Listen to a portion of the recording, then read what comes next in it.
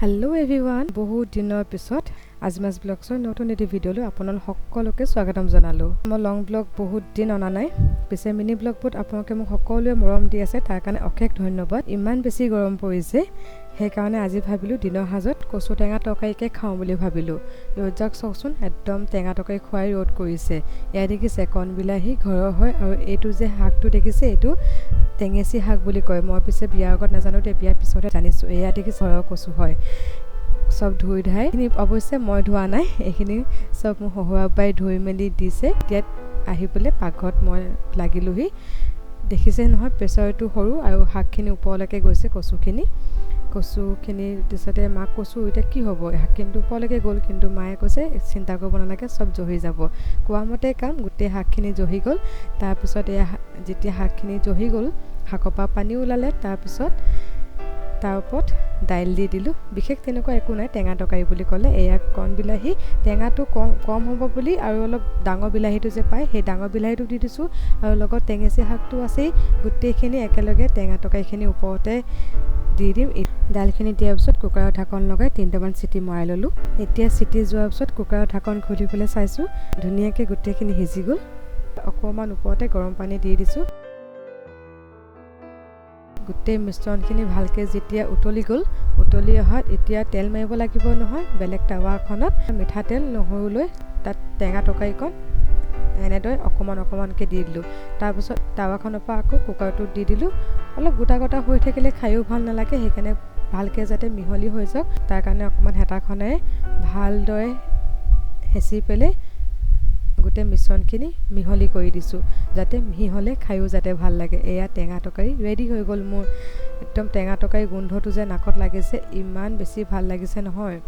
এতিয়া আহিলোঁ ভাতৰ পাতিলে। গৰম ভাতৰ লগত টেঙা তৰকাৰী, তাতে এনেকুৱা গৰম দিনত কিমান যে মজা লাগে ন। আৰু পিছে টেঙা তৰকাৰীৰ লগত আলু পিটিকা নহ'লে চলিবনে, সেইকাৰণে আলু পিটিকা অকণমান মাছৰ চাটনি কৰি ল'লোঁ। শুকান মাছৰ চাটনি হয় দেই এইটো। বতৰ চাই আজি দুপৰীয়া ভাত সাজ খাই কিবা এটা ভাল লাগিছে। এতিয়া পিছে মই কথাই কৈ থাকিম নে ভাত খাম? ভাত খাই লওঁ দেই, নহ'লে ভাত ঠাণ্ডা হৈ যাব। টেঙা তৰকাৰীৰ লগত ঠাণ্ডা ভাত ভাল নালাগে।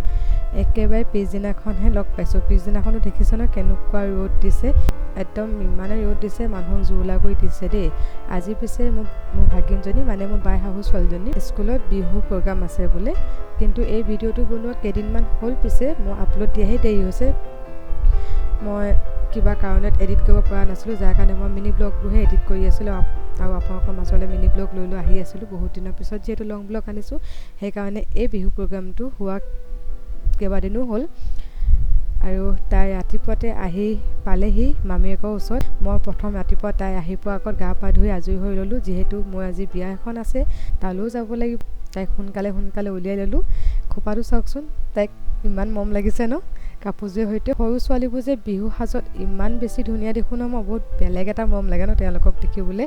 কপালত ফুটটোৱে সৈতে তাইক স্কুললৈও পঠিয়াই ল'লোঁ। মামায়েকে স্কুলত গৈ থৈ আহিলেগৈ, নহ'লে প্ৰগ্ৰাম দেৰি হৈ যাব। আৰু তাৰপিছত মই বিয়াৰ কাৰণে ব্লাউজটো ইস্ত্ৰি কৰি লৈছোঁ। এতিয়া বিয়ালৈ বুলি ময়ো ওলাই মেলি ৰেডি হৈ লৈছোঁ। ইমান পটাপট আজি কামবোৰ কৰিবলগীয়াত পৰিছে, কাৰণ বিয়াৰ ঘৰত বহুত বেছি এটা দেৰিকৈ গ'লেও ভাল নালাগে, মানুহবোৰ লগ পালেও ভাল লাগে। এতিয়া কাণফুলিযোৰ দেখিছে, এই কাণফুলিযোৰ মোৰ বহুত বেছি ভাল লাগে। বহুত গধুৰ হয়, কিন্তু পিন্ধিবলৈ ভাল লাগে।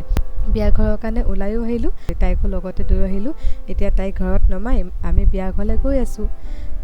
ৰ'দ যাক চাওকচোন, একদম মানে ইমান বেছিকৈ হ'ল। আৰু শাৰী চাৰী পিন্ধাৰ পিছত যে ইমান বেছিকৈ ৰ'দ ওলালে যে বহুত বেছি এটা অশান্তি লাগে।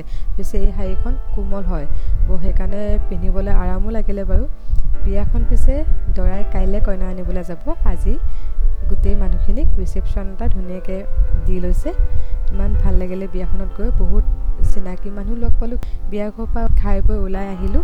ওলাই আহি পেলাই আৰু দুঘৰমান মানুহ আছিলে, মাত এষাৰ লগাবলৈ গ'লোঁ। তাৰপিছত ওলাই আহোঁতে এতিয়া গধূলিয়ে হ'ল। ব্লগবোৰ আৰু আপোনালোকে মোৰ নতুন ভিডিঅ'জ পাই থাকিবৰ কাৰণে মোৰ চেনেলটো যোৱাৰ আগত ছাবস্ক্ৰাইব কৰি থৈ যাব। আকৌ নতুন এটা ব্লগত পুনৰ লগ পাম। বাই।